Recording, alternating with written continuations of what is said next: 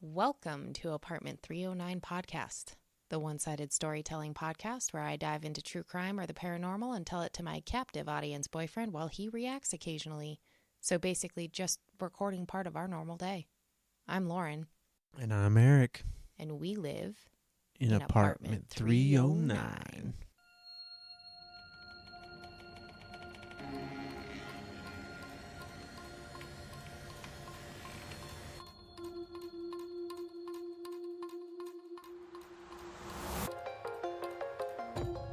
All right. So I already know you did not have an exciting week at work. But guess what? What?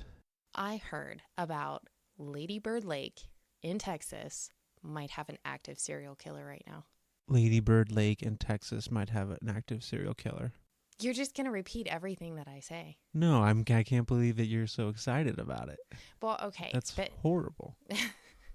It's probably just an internet rumor, but there are 4 bodies that have been found in the last couple of months. They're all men. Most of them are in their 30s. There's one I think was in his 40s. They haven't released, well, at least I didn't look too much into it. They haven't released how they died, but they were all found non-responsive and deceased floating in the lake, which the local PD says there's no serial killer, that people die there every year, and it's just a coincidence. There's those lethal algae blooms that I guess several dogs have died trying to go swimming. You can't go swimming in it. There's alligators that sometimes inhabit it, but you can go fishing. Perfect scenario for a serial killer to be disposing of bodies. That's a hard word to say when you put them together, isn't it?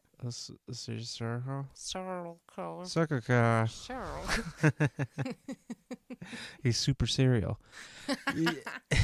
Yeah, it's true that, especially in these days with all the craziness, that people tend to just kind of run with things, especially with, there was the train derailment in Ohio, and then all I hear about is like train derailments. People are like, oh my God, another train derailment. Oh, another train derailment. And yes, they're terrible, but train derailments happen all the time. Dead bodies end up in lakes all the time. Now, that doesn't mean there's not something shady going on. You start to put patterns together, and right. You were helping me try to come up with topics for this, and you were talking about Israel Keys, and just a quick look into that. He had a thing for trying to follow patterns with missing people.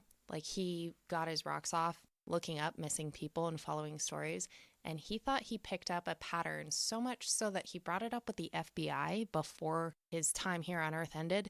He brought it up with the FBI that he found a pattern and believed there was an active serial killer in Texas. That's interesting to think that there's like serial killers out there respecting other serial killers' works. They're like, good day. I wonder, picking up on his work there. If they're like wolves. Have you ever seen how they track the patterns of wolf packs? How they like don't cross each other's borders? Yeah. Yeah, I wonder if it's kind of like that. But well, they can smell each other's pee. Maybe that's something to do with the kind of similar as a serial killer. They kind of mark their territory, if you will. They pee on the corners. Yeah. Well, the number of the FBI's estimated active serial killers in the United States at any given point in time jumped up in the mid-2010s from something like 18, and don't quote me on those numbers, but something like 18 all the way up to 25 active serial killers.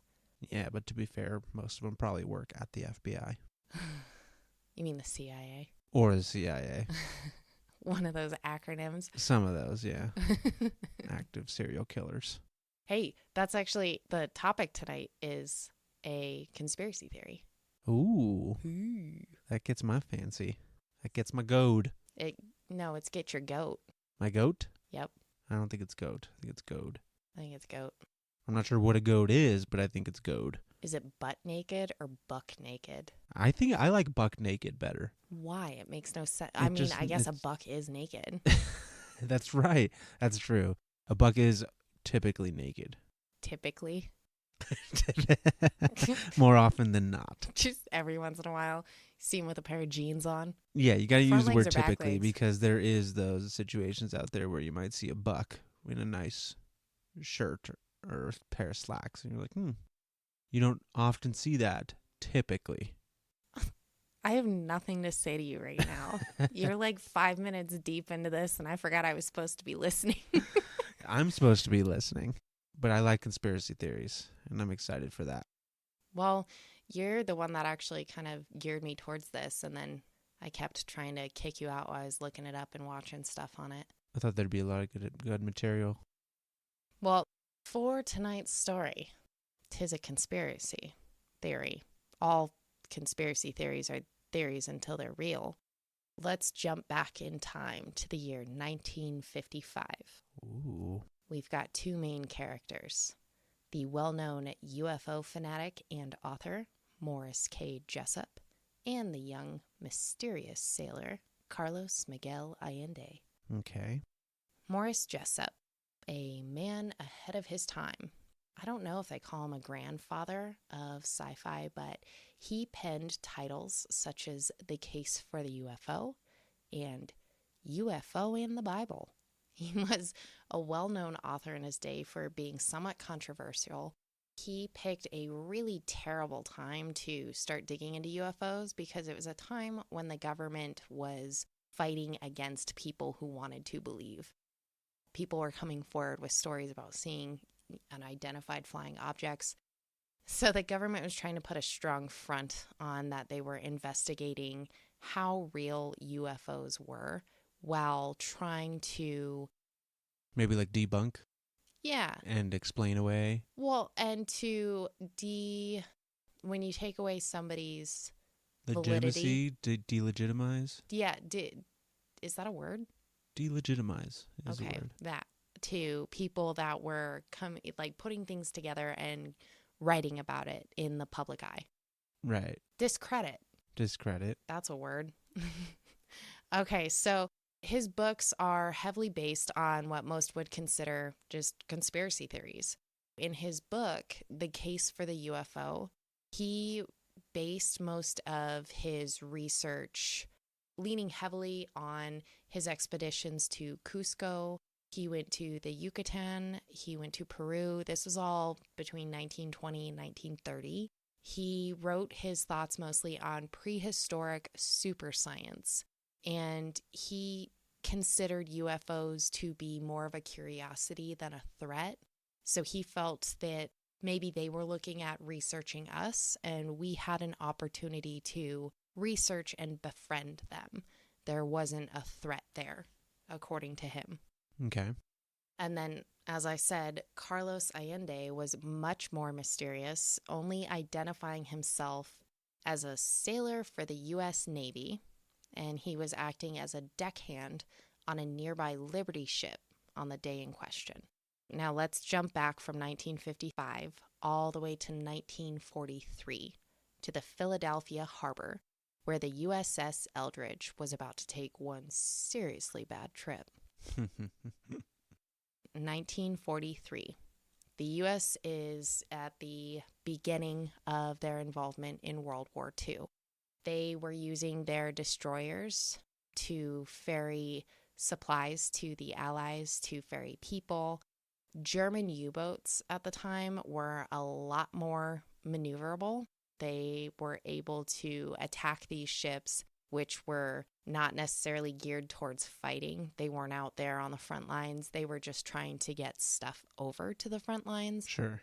The U-boats were wiping them out. The U.S. decided to come up with a ship that was much better at trying to at least protect the destroyers. So it's called a destroyer escort. They're much smaller. They're not as fast, but they can turn a lot quicker, and they're set up geared towards defense. The USS Eldridge was one of these. With the focus being on defense, a lot of them felt that Einstein wasn't just working on developing new types of bombs. He was also working on experiments involving the unified field theory. Sure. Yeah, the theory of everything. Well, specifically the combination of electromagnetism and gravity. Combining those two things, they felt like maybe they could bend the light to render objects or people invisible.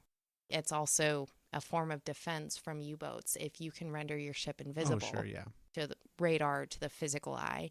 And then they also wanted to try to make them invisible to the magnetic minefields that were littering the ocean at the time. The experiment that took place on the USS Eldridge, as it was docked in the Philadelphia harbor in the summer of 1943, included the use of a skeleton crew on board while they used some high-strength electrical generators to try to render this ship invisible. So they flipped the generators on, and while those are running, witness statements described an eerie green fog envelop the ship. This fog is described as almost being fiery, and the air is described as having been felt as thick. Thick. 3 C's.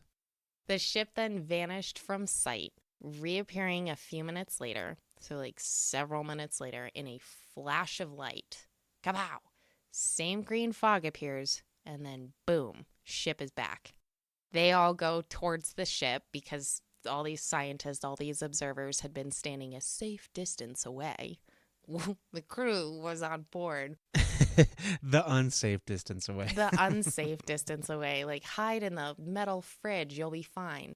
They, being the scientists, walk up to the ship. They can't really see anything wrong with it. Ship looks great. Perfect. Guys, we did it. High fives. They get on the boat. Where's the crew? On deck, they find 2 of the sailors. And this is from the mouth of someone who claims they were one of those scientists, actually. Okay, so this is all supposed and alleged. I choose to believe. Sure. But yes. Right. It's alleged. From the mouth of what is that saying?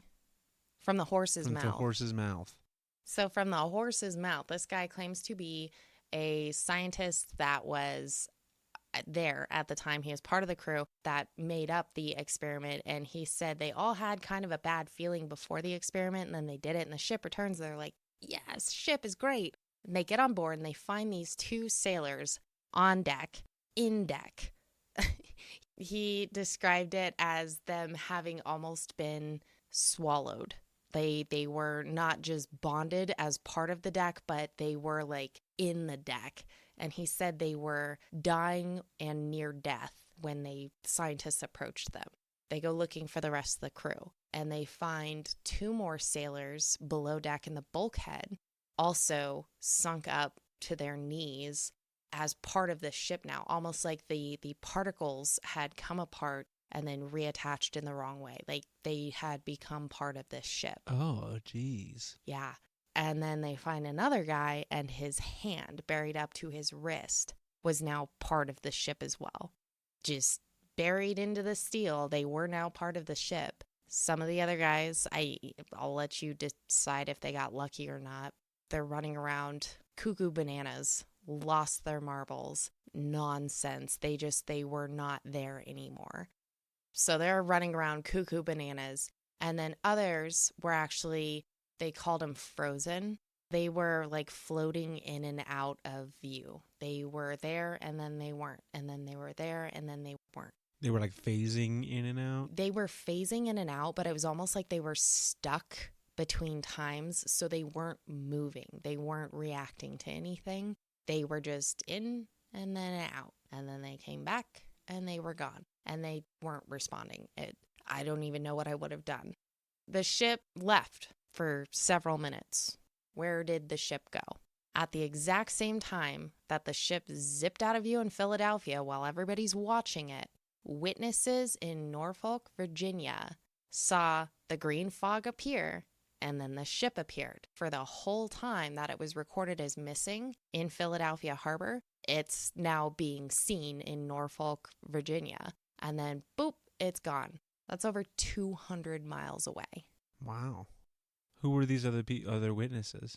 I don't know who the witnesses were. There was no follow-up on that? I don't Who know. were the people that saw it in Norfolk, Virginia? I don't even know where it landed in Norfolk. That part is a complete mystery? There's nobody was like, yeah, it was me. I saw a ship come out of nowhere. I don't know. Maybe I missed that part, but nothing that I looked into specified if it was even in the water. Like, it could have just been on land. Wow, that Could you seems like a imagine pretty if that, big hole. well, think of the hole in your house. If that thing just boop appeared in your house, what if it was just? But yeah, but if somebody claimed to have seen it in another city, I could be like, who was it? And be like, me. I did. I'm Jim Bob. I saw it in another city. There was nobody. I don't know if there was nobody. But you said there was witnesses that saw it. That's according to the I see. So stories. no follow up on the identity of the witnesses or anything like that? Not that I know of. Okay. I don't know. You're like my mom when I used to leave to a friend's house. What's their name? What's their phone number? If you're leaving I need their holes social security this number. I need their large? parents' name. I need their sleep schedule. Yeah, if you're What do leaving they dream holes this about? large, like I'm going out to someone's house. Whose house? Well, I don't. I can't answer that. The look on your face right now, you are like so insulted. You're like, I'm not ready to insulted. I'm just kind of box. bewildered. That's a huge hole. But I'm sorry. Okay. No, cut in anytime. Okay. Just cut me down.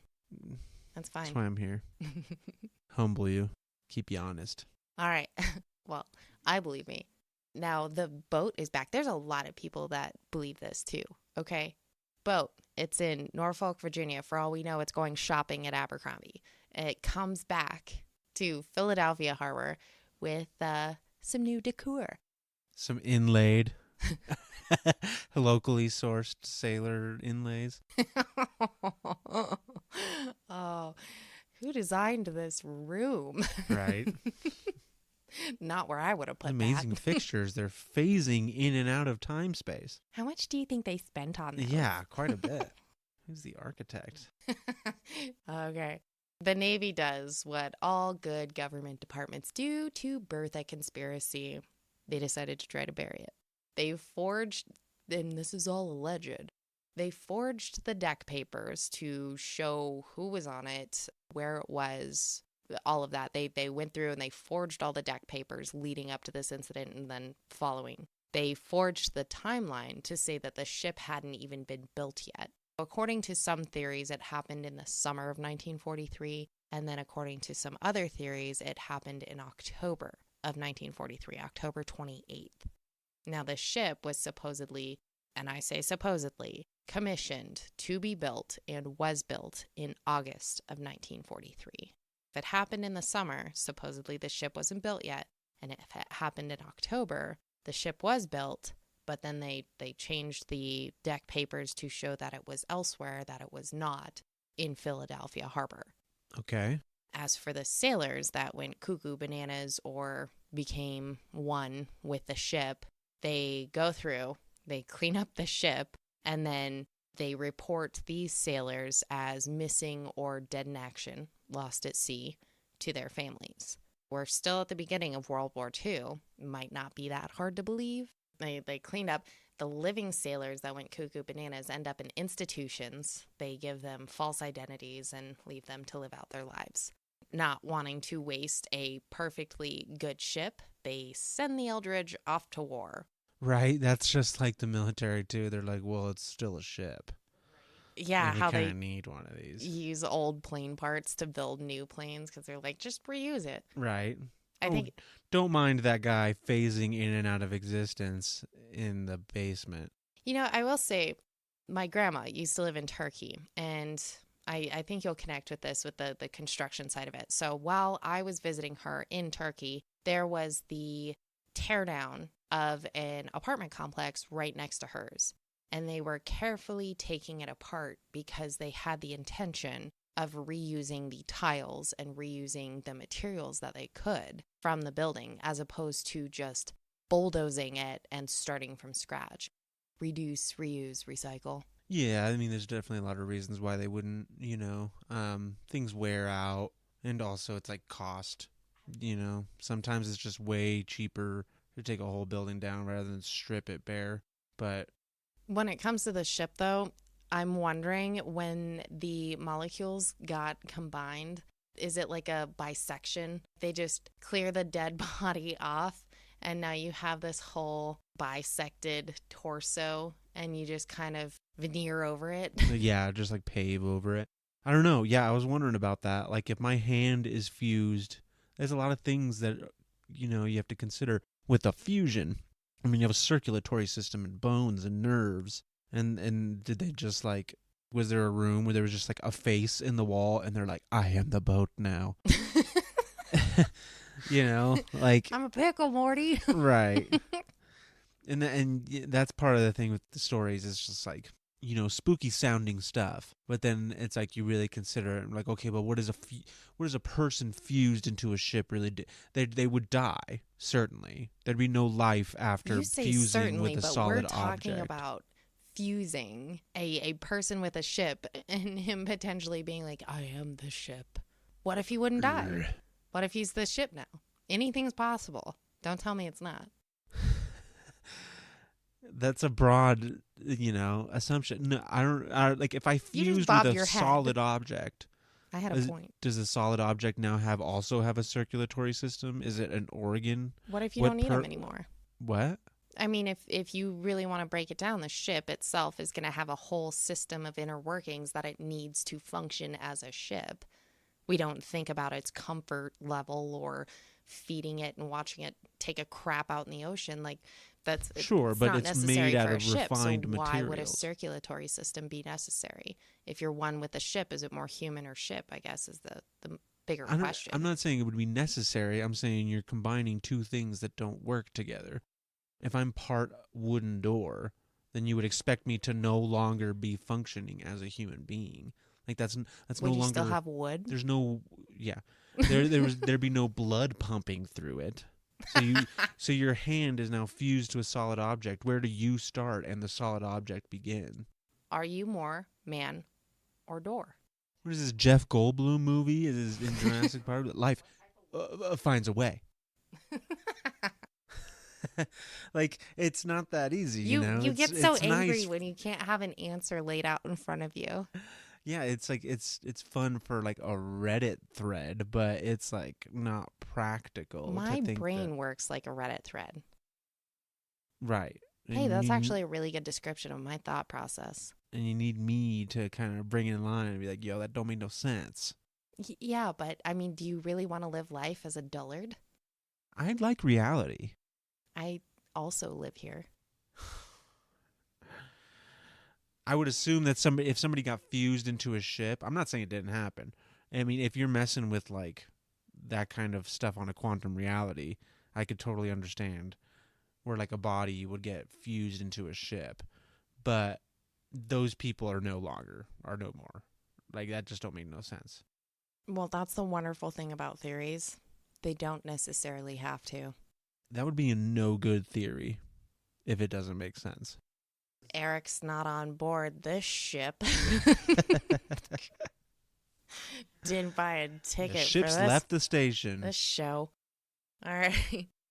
So back to this conspiracy theory. The birth of the theory with the Navy burying the experiment.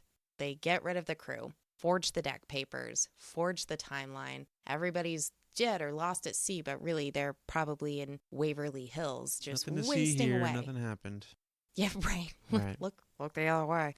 Yeah, so they clean up these boats, and we don't know if there's a bisected torso that they just paved over, but off they send the Eldridge to war. Okay. The Eldridge is sent from Philadelphia Harbor up to New York, where it's given a whole new cast and crew, and they're sent out to Casablanca by November for the winter. As one would, yes. The families are all told that they died at sea, and these witnesses, both in Norfolk and in Philadelphia, are forced to sign non-disclosure agreements. Documents are sealed, probably stuffed in a box sitting in a basement somewhere. Now, why do we know so many of the nitty-gritty details of the hushed experiment? Well, guess who was crossing his fingers behind his back when he signed the NDA? Carlos Miguel Allende. Allende. He was a fan of Morris Jessup, and more specifically, Jessup's book, The Case for the UFOs, published in 1955. So the experiment happens in 1943. The book is published in 1955, and Allende starts writing these letters to Jessup, Don't necessarily know what they were filled with, what he was specifically writing about. Could have been just fan mail or his own plot lines of books that he came up with, ideas that he had for books. That's when a mysterious package arrives on the doorstep of some curious naval officers within the Office of Naval Research. It was a department developed to help with the writing off or research into UFOs. These two naval officers spent time looking into these unexplained cases, and this package, which was delivered in 1957, had no return address. It was postmarked from Seminole, Texas, and on the back is written, "Happy Easter." This was written 1957 in the fall, and he goes, "Happy Easter." Inside was Jessup's book, heavily annotated with 3 different shades of ink. They're all blue, but they're all different shades of blue. And then each shade has a different type of handwriting. There's 3. The officers invited Jessup, after they'd looked into the book, as he was the author, to come have a look at the writings to see if he could try to make sense of them, see if he understood what they were trying to say. In the notes, there were 3 writers identified, as they call each other different names. So one is named Jemmy, there's another called Mr. A, and the last one's Mr. B. He recognized the writing from Mr. A as being the same handwriting from the letters that he was receiving. The letters had been signed by Mr. Allende. As for the notes in the book that was sent to the Navy, it's a conversation between 3 different people about how alien spacecraft flew and operated. And then it tells the story of a ship in a naval yard that this experiment had gone horribly wrong with, and the Navy had tried to bury it. These officers are investigating the validity of the notes, and Jessup felt like there was many correct details in the scribblings with, the spacecraft, how they flew, how they're operated, because that's what he was also looking into. Eventually, one of the naval officers that's researching this, Captain Shelby, goes and he talks to his friend who owns a publishing company. I can't remember his first name, somebody Vero, who published books in Garland, Texas. And this guy is so interested in it, he publishes 127 copies of the annotated book. He prints them off and he puts them out. And I guess they're really hard to get a hold of, but then I went and looked and it says it's published on Amazon now. Of the book with the notes in it? The book with the notes in it. Okay. It's $40. I didn't have $40. Well, one of the officers, Captain Shelby, described the notes as talking to each other, their conversation, talking to each other as if they were not on Earth, aka aliens. They were speaking to each other as observers of Earth. Excuse me? If you've got $40, I'll explain it further. Give me a couple days. The notes in the book were in conversation with one another as though they were observing the incidents that were described in the book? Not the happenings from the actual book. These are written in the book, but then they're not actually talking about the incidents that occurred in the book. The book is talks about how things operate. So yes, making commentary on it, but talking to each other outside of that, having conversations outside of the writings in the book. So Allende always provided proof of his identity in his letters that he wrote. He included his Seaman's ID number and documentation to sort his letters out from the copycats. So once word starts to get out, a lot of copycat writers, and he always included proof of who he was. Seaman ID 7416175 wrote some fantastic ideas in that, and a lot of them, the conversations we were just talking about, solved a lot of the questions that people had about UFOs. Functionality, purpose, where they came from, stuff like that, supposedly. I can't believe you're not going to comment on his ID. I didn't think it would be appropriate, but I thought it. So you can take that to the bank. What kind the of Seaman bank? You got to take that out. After meeting the officers and confirming the author of one of those 3 notes, Allende, the Office of Naval Research scraps the whole idea, says they can't find anything to prove it. The Philadelphia experiment never happened. Well, Jessup decides he'll do his own research on April 19th of 1959. So he'd spent a couple of years doing his own research into it. He calls up his friend, Dr. Manson Valentine. He is exploding with excitement. He's talking to him. He says, I just had a huge breakthrough. Let's talk about it. I want to share it with you. And so they make dinner plans the next day, but Jessup never shows up. So they make plans for the next day, and he just never shows up. What a flake. You would think, well, his car is found at a local park with a hose on the exhaust connecting to his window, and he is barely alive in the driver's seat. He died shortly after from carbon monoxide poisoning. Oh. But that timing? Interesting. Yeah, interesting. You wouldn't think somebody in that situation would be ready to off themselves.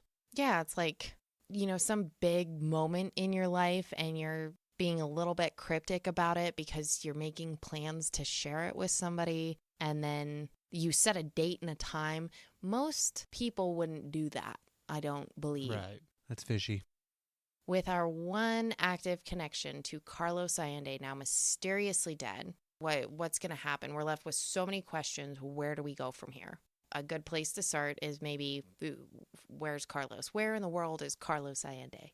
With the letters all having been postmarked from different places, sometimes he would add a return address, sometimes he wouldn't. They're postmarked from all over the country, but there's one place that keeps repeating. Where is it? New Kensington, Pennsylvania.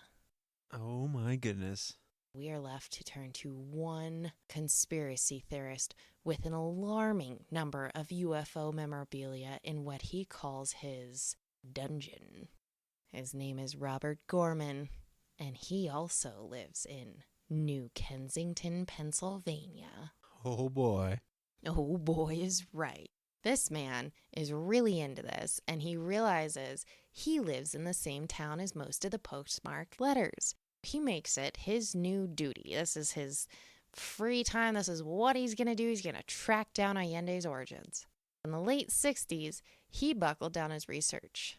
But to everyone's dismay, in the summer of 1969, the same military officially states, wait, what? The same military as before. We're still in the U.S. The same military. The same military officially states that the UFOs are not real. Figures. Allende walks into the headquarters of the Aerial Phenomenon Research Organization and proclaims that his whole story was a hoax. He made the whole thing up. Best lie he ever told. And his real name is Carl Meredith Allen. Carl made the whole thing up, and apparently he was getting jealous that others were profiting off of his story. He made it up. He's the one who put forth the effort to contact the right people and came up with the whole tale himself. Who is Carl/Carlos? Carlos Allende, a.k.a. Carl Meredith Allen. He was born in Springdale, Pennsylvania on May 31st of 1925. And he was, by his own brother's account, an intelligent man, but not a smart man. He differentiated those two by telling us that Allen had tested with the second highest IQ in the county while in 9th grade, and then subsequently flunked out that same year. Huh. You could be intelligent without being smart. Too smart for school. Well, they weren't challenging him. Sure. Yeah, that's what my mom told me. Well, he really was a sailor in the Navy at the time, but he was also known for his fantastical ideas and just kind of being a little bit out there. We're left wondering, what did Jessup discover? Because now he's dead. Why Allen/Allende is saying he lied, and as of 2020, knowing that the Navy lied about UFOs at the time because they released all the documentation, what do we believe in all of this? So you were arguing earlier against the idea that it could have been a whole cover-up because it just doesn't make sense, and where would it go, and who are these witnesses? I wasn't arguing against a cover-up. I was asking about the specifics. Like, okay, there was witnesses in West Virginia. But who? Or was it Virginia, Norfolk, Virginia? Yeah. But, yeah, like who? Like it's such an open-ended claim. Right. Well, it's also an open-ended thing to be like, and the scientists boarded the ship.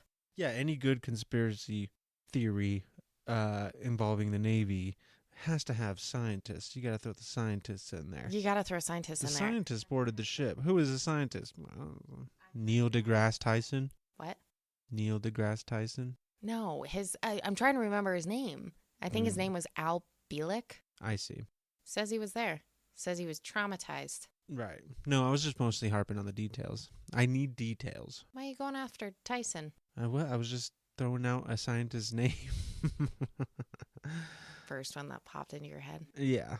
Okay, so I mean, the Navy released all the documentation, which I thought would have been more than just a drop in the bucket, but it ended up being a drop in the bucket because it was also right when COVID happened. I think it was the end of April they released those papers, and then the murder hornets and the toilet paper life hacks, like everything was happening, and it was bonkers. Right. I also don't think that Neil deGrasse Tyson is a scientist. I think he's just like an astrophysicist. Isn't that a type of scientist? What does it take to qualify as a scientist? Perform science. I mean, I do that in the kitchen. You are a scientist. I am a food scientist. You are a scientist. But yeah, no, I wouldn't, especially like the idea of a cover up. I have zero problem accepting the fact that the U.S. government or the military would actively cover up something. That is the most plausible part. The most of the believable part of this whole Yeah, story. that is like, okay, that's for sure. If anything happened, they covered it up. Otherwise, no, I just ask for specifics. I mean, even things that I'm like full-heartedly believe in. I mean, you know me, I'm with like conspiracy theories, I'm like ready to go. I'm like, oh yeah, that happened. But I'm still, you got to be kind of skeptical with most stuff. You got to ask questions because it's true for sure of like the conspiracy stuff too, where people will just say something and they expect you to just kind of skate by it, where they're like, oh yeah, like witnesses in Norfolk, Virginia. Who were these witnesses? Like, was it just a fisherman with his kid out on the lake, or was it like another base, or was it just some schmo? But like to have no answers. That's like if I'm giving a police report and I'm like, yeah, other people saw it too. Like they saw the guy with the knife stab somebody, and they're like, who? And I'm like, well, what are you harping on the details, bro? Like, no, you can't just say other people saw it. Well, okay, fair and enough. Have there no one be there. However, when it comes to conspiracy theories, first and foremost, I choose to believe. And a close follow-up is, I don't necessarily want to get stuck on all of the little bitty details. Yeah, I want a timeline. Yeah, I want some of those details. But I don't need to know who this person was, first and last name, where they were living, what they were doing at the time. If I am going to sit here and make it my life's work to try to convince everybody that this is right, I don't feel the need to try to convince a room full of people because I'm okay with the information in front of me enough to believe that. Sure, but this is a key element of the story. For you. You know, it's central. For you.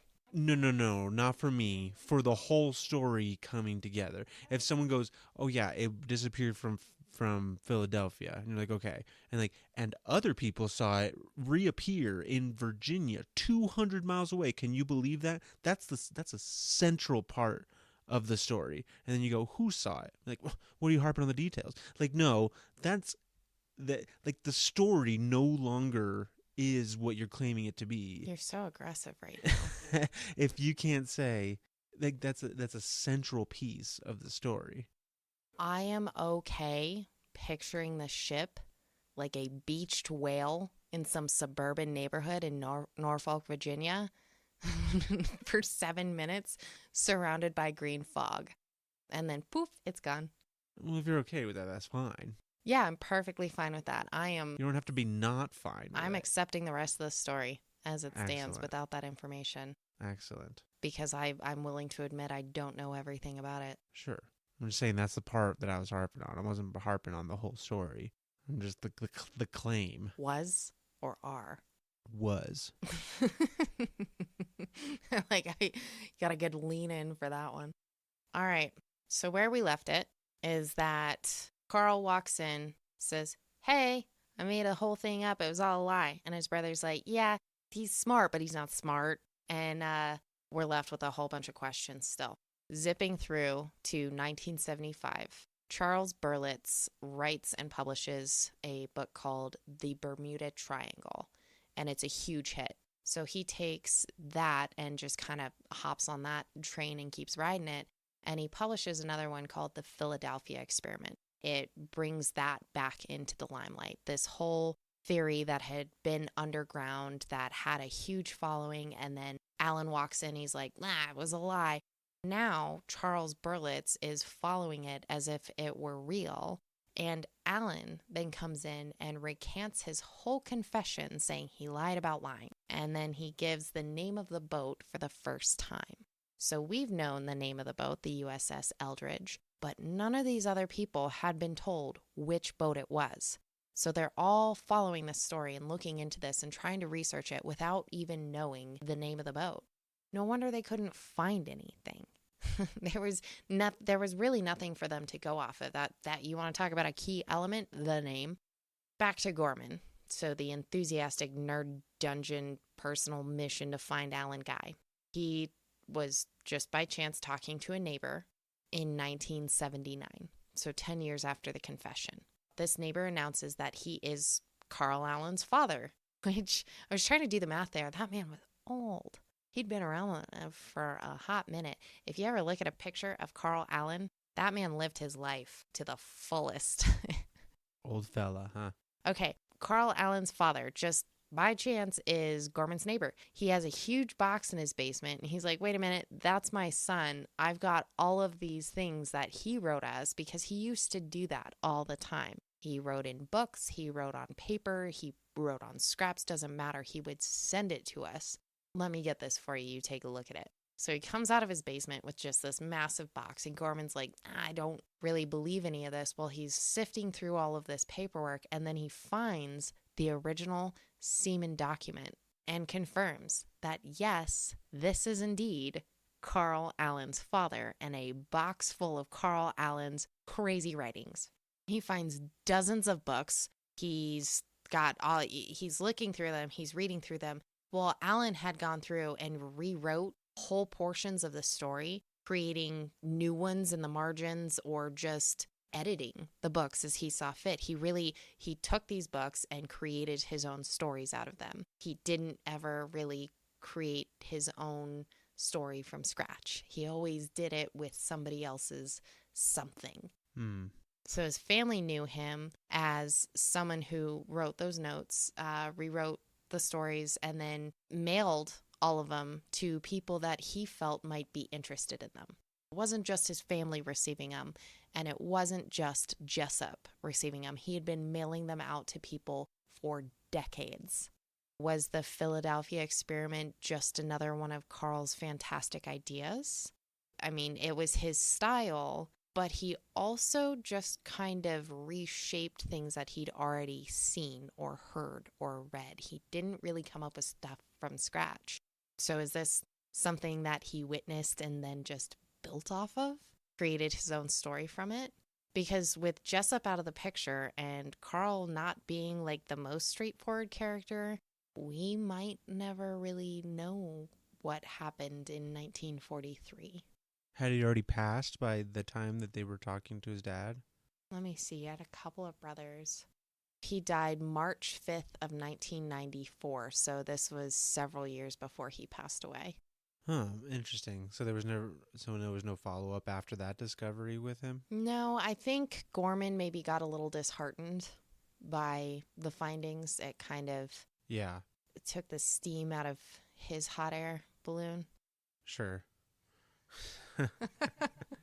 Yeah, because that would be something else to find out that he had just been like essentially writing fan fiction. Yeah. And the part where he was upset that people were monetizing his, I guess, retelling of the stories, and then all of a sudden later on recanted his admission so that he could end up in a book. It sounds a lot like he was out for kind of just recognition, and he kind of got wrapped up in his own fan fiction. Maybe. Yeah, and it almost kind of begs the question of like, what if he was not involved? You know, would the story have evolved on its own, and maybe people would have been directed towards more of a tangible angle with the story if he wasn't there writing fan fiction and just kind of interjected himself? Because really, if you think about it, he doesn't really have much to do with the story itself, only that he kind of comes in later and attributes himself, he puts himself into it. So like he kind of becomes a character only because he's writing stories. But it didn't exist with him in it. He wasn't really necessarily part of it until he made himself part of it. So the story is really there still. And the theory is really it's still there if he was never part of it. But he kind of made himself a central figure of it. No, I don't think he made himself a central figure. He was a deckhand on a neighboring ship. Yeah, but he positioned himself as a witness. Yeah. And he positioned himself as a almost like a whistleblower in a sense. Yeah. Yeah, that's interesting. That does definitely bring into question a lot of the stuff. But he was a seaman. Is that right? At one point in his life. At one point in his life. For a short. Very early on. He was like in the Navy. Yes, he was actually in the Navy. Okay, so he was actually enlisted. So that's interesting. Yeah, I mean the best lies are half-truths. Born from truth. Yeah. So that's where I kind of stand. Is I think that and a lot of other people actually think that it's called, I think, degossing, where they were working on trying to make the ships invisible to the magnetic minefields. That maybe he witnessed them working on something like that and over elaborated, which I'm known to do as well. I think we're all a little guilty of that. His just became public. Yeah, I don't know. It sounds like over elaborating. It sounds like he was just writing stories, and then it kind of turned into, oh, you're part of this. And then he was like, heck yeah, I am. Like, you know, he kind of maybe took it maybe a little further than he wanted to. I don't know. It's an interesting story.